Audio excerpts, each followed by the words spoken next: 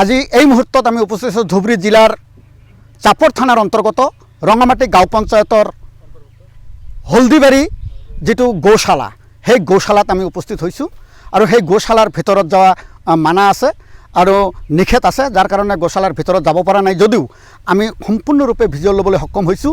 আজি এনে এটা কাণ্ড সিহঁতে সংঘটিত কৰিছে যে গো সুৰক্ষাৰ নামত যি দুৰ্নীতি কৰি আছে, সেই দুৰ্নীতি আপোনালোকক নিশ্চয় দেখুৱাবলৈ আমি যত্ন কৰিম।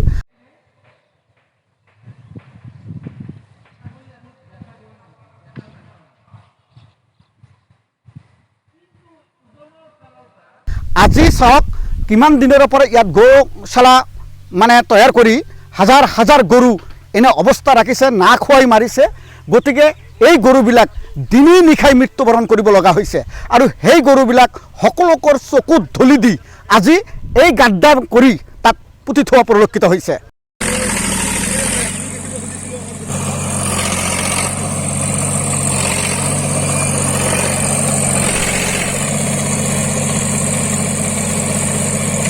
আগত দিনত যদি ইয়াৰ ওপৰত প্ৰশাসনে কোনো ধৰণৰ ব্যৱস্থা লোৱা পৰিলক্ষিত নহয়, তেন্তে এটা ভয়াৱহ পৰিস্থিতি হোৱা যেন অনুমান কৰিব পাৰি। নাই যে খান নাথাকাৰ কাৰণে সেই গৰু মৰি আছে। এইবোৰতো ইয়াতে পুতিছিল, এতিয়াতো জাগা নাই। এতিয়া কি কৰে ইহঁতে ড্ৰেইনবিলাকত পুতি আছে। সেইকাৰণে কিবা অসুবিধা হয় নেকি? অসুবিধাটো হয়ে, কাৰণ কি আমাৰ এইফালে কিবা চেণ্টেন যায় ওচৰতে ঘৰত, সিহঁতৰ ঘৰ অলপ ওচৰতে এইটো ঘৰ। গৰুৰ অৱস্থাবিলাক খুব বেয়া। অৱস্থাবিলাক চাওকচোন আপোনালোকে, কিমান অৱস্থা বেয়া। খান চান নিদে নহয়তে হাফ কিলো দিলে হ'ব নেকি? একটা গৰুক নহ'ব না। এইটোৱে আৰু কি, এইটোৱে ক'লোঁ। গৰু মৰে নেকি ডেইলি? গৰু মৰে, প্ৰায় মৰি আছে।